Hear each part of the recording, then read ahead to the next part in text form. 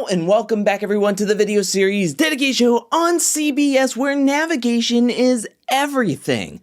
That's right, we're talking about The Amazing Race Season 33, Episode 5, and like I mentioned, navigation is key for this specific leg of the race, as we had teams starting off having to do a road trip where they had to drive themselves like 2.5 hours through cities, navigating a highway to get to a dam to jump off of it, which was reminiscent to Season 14's big old bungee jump that teams had to do. So this episode starts off where we see Group 1 departing, which is the top 2 teams from last episode, which was Dusty and Ryan and Kim and Penn, where they are hit right away with a roadblock and they just have to pick who's going to do it. They have no idea what the roadblock is going to be, and when they open it, they see that it is going to be a giant bungee jump, and Dusty and Kim are nervous. I will say that Dusty did seem pretty unflappable while driving, but I think he was just like really psyching himself up, whereas Kim was in the backseat navigating to the jump, and you can just tell she is frightened. And trust me, I'm right there with her because I am definitely afraid of heights. I don't do roller coasters. My palms were sweating just sitting in my seat at home watching this episode as everybody was just like getting close to the edge and then just about to jump. I could not do it. The whole point of this show is that I can do the eating, I can do any physical task, but when it comes down to heights, whoever my partner is has to take it. But to help out with the navigation, because it is such a long drive, Kim and Penn and Dusty and Ryan decide that they're going to strategize together and follow each other all the way to the dam, so they stick together, and it's actually a pretty decent strategy as they both get to the dam 1 and 2, and they even do a rock, paper, scissors to see who's going to jump first because they helped each other get there. However, in Group 2, which departs later than the Group 1, we have Kayla and Raquel and then Lulu and Lala departing at the same time. They do not do this strategy. They do not help each other out. Kayla and Raquel, Lulu and Lala just get in their cars and they take off.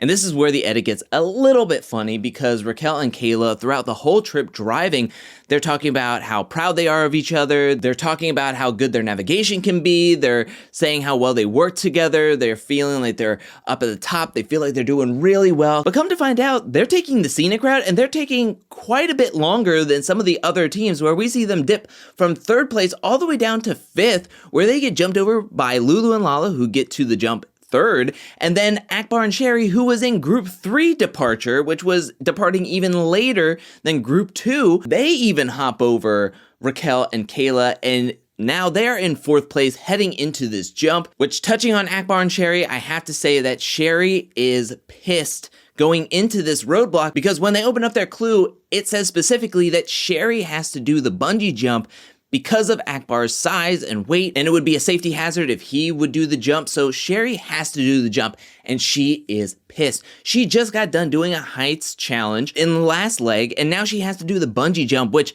she is terrified. Now, speaking of the last team, Natalia and Arun, they are put through the ringer this episode. I mean, they talked about their navigation skills being what was hindering them throughout this race so far, and then having to get on this long road trip, and then once you're done with the jump, you have to then get back in your car for another long road trip to get to a coastal city all the way down near Lake Laguna, which looked very long and very far away, and they were just having a tough time. I mean, just starting out this race, once they opened up their clue and was heading to their car, they were having troubles just finding their car. So this was going to be a big headache for them just starting out this race. And then throughout this episode, it was just really tough to watch as they were in the car basically for 80% of this episode. I know I'm getting ahead of myself. Let's get back to the jump where Dusty jumps first, gets his clue, and they are taking off in their car. Then Kim and Penn jump. They are 2nd place. They get their clue and they are heading off. But once they're heading off, they actually have to stop and ask for directions, where then Lulu and Lala jump. They're in 3rd place. They jump. And then when they get their clue, they are just taking off. Lulu and Lala really surprised me this episode. They were really great with directions and navigation, to the point where they were 2nd place getting to Lake Laguna, getting their clue, and heading off to the detour. Then we have Akbar and Sherry, where Sherry, taking her time, walking up those steps, I felt so bad for her. And she does a fantastic job. And this is where I want to point out that Akbar says that he has nothing left to say about Sherry. Like, he can't talk because he was never going to be able to do this. Even if he was able to do this, he was not going to be able to do this. He is so proud of Sherry and that he can't talk smack about her at all because she was able to do this and conquer her fears. I want us all to remember that, because when it comes down to the Detour, he quickly changes his thoughts and quickly does a 180 and gets back to just hounding her. And to me, that is their major downfall in their team dynamic, is when they start bashing heads with each other and don't work well with each other. But let's keep going, where we have Raquel and Kayla finally making it to the dam, and they are shocked to see that they are 5th. And when they take that number, they are shocked. They're happy that they're not in last place. But again, they're thinking on the drive that they're so far ahead. Maybe the other team of Lulu and Lala got lost. They haven't seen another team on the route. They're just like, oh, we're doing so well. We're feeling ourselves. We're vibing with each other. And then all of a sudden, it just hits you that, oh, crap. We're second to last in this leg so far. They jump, they get their clue, and they're heading off. Natalia and Arun finally make it to the jump. Natalia jumps for them, and then she gets their clue, and they take off in the opposite direction. They are driving so far in the opposite direction until they actually ask for directions by some guy in a park, and he tells them that you have to double back where you came from and then go way far out there. And so they have to go double time to make it to the next checkpoint. Which, speaking of the detours, we have the 2 detours of bartender race and sausage and case.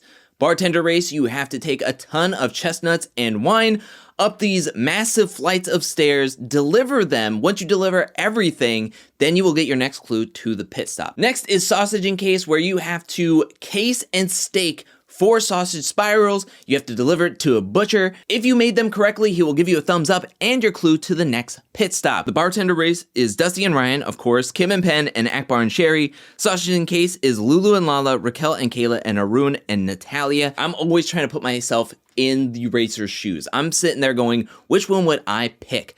I would pick sausage and case. And why I would pick sausage and case is because I would think that it's less physically demanding. And also, bartender race, just looking at the name, I'm thinking that you're gonna have to put, like, on a server tray a whole bunch of different bottles of alcohol or glasses of, like, filled wine glasses or something, and you're gonna have to race through a specific obstacle course without spilling anything. And to me, my balance is off. My hands are always shaking, so I wouldn't be able to do that. I would think sausage and casing would be easier, and also I would have to take into account who my partner is, because they might not be able to do those flights of stairs, or we wouldn't be in as good of shape as, say, like Dusty and Ryan, who was pretty much gassing out during this challenge. I mean, they were staying at a steady pace, but they were really hurting, and your calves are going to be burning. At one point, Dusty had a huge cramp when he was running to the pit stop.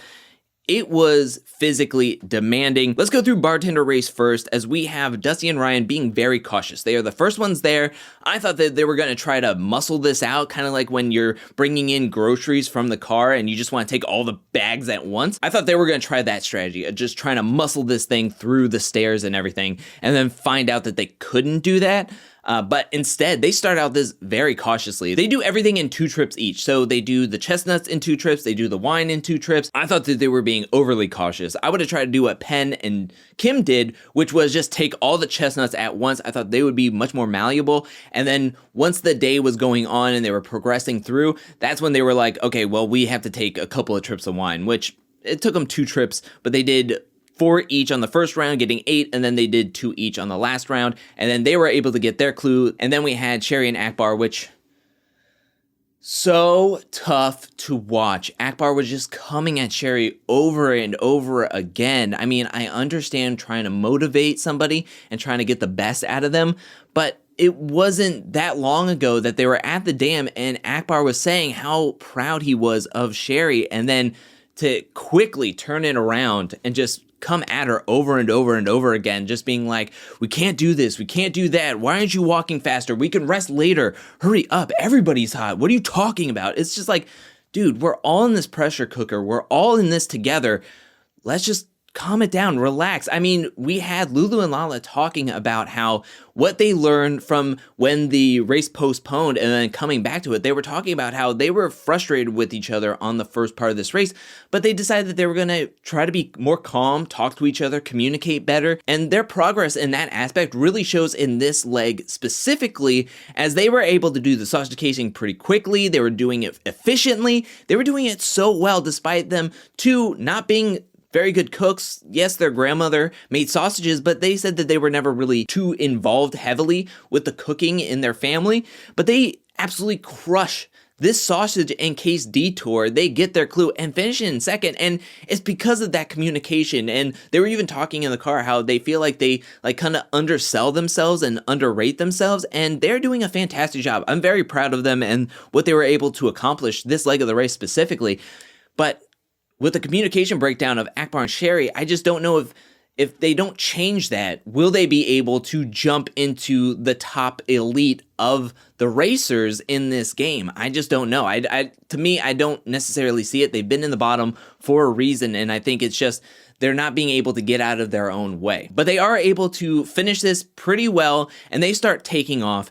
We move over to the sausaging case where Raquel and Kayla are able to take care of this as well. They work pretty efficiently. Like I said, if you can get down the technique, I think that sausaging case is the much more time efficient, as they were able to get to the sausaging case, get it done. Yes, they even had one where they were like, no, it's no good. So they had to redo sausage to make it bigger and make it fuller.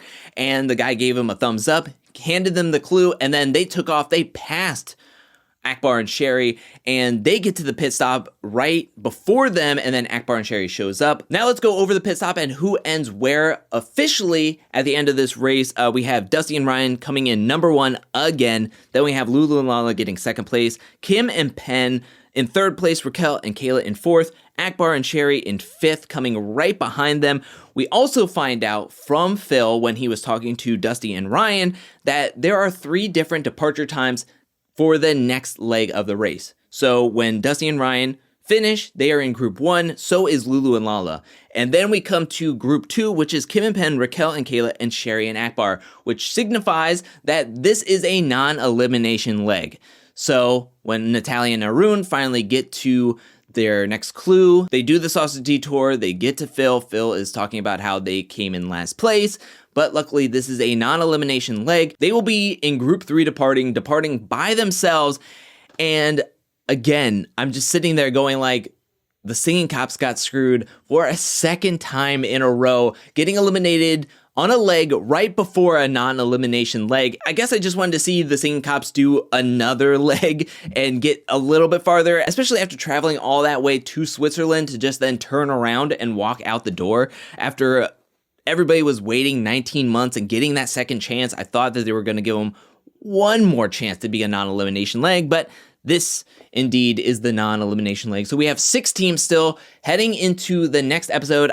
I read the comments from my last week's Amazing Race video where we heard that Arun and Natalia and the singing cops of Michael and Mo had to do a different task, like a speed bump, for being previously eliminated teams coming back into the race to make it a little bit more fair on the other teams that were still in the race and then were able to come back and finish out this race after the 19-month pause period. So I wonder if there is going to be even more disadvantage to Natalia and Arun for one departing later than everybody else, and then will they be doing a speed bump on top of that?